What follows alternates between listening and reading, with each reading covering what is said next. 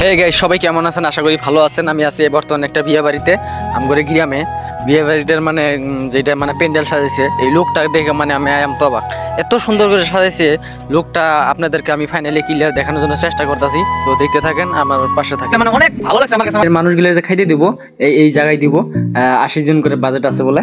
তো ওইদিকে দেখছেন বস্তুগুলো মানে অলরেডি চেয়ার টিলে করা হয় নাই। তো ওইদিকে আরো মানে লোকটা দেখে আরো অবাক, মানে এদিকে খুব ভালো লাগছে আর কি। তো এইদিকে আরো দেখতে পাচ্ছেন এই যে মানে সবজি টবজি যে বানাইবো, চুলা চুলা কয় আর কি, আমগর ভাষায় আমরা হাইসেল কই। তো ওইদিকে দেখছেন এই চুলাটা যে বানাইছে একদম মানে কি ওই যেদিকে পানি খারি, এদিকে চুলার মানে সাইজটা দেখে তো আমি তো আয়াম তো অবাক হয়ে গেছি, এত বড় চুলা। 10টা কারাইয়ের সিস্টেম করছে আর কি।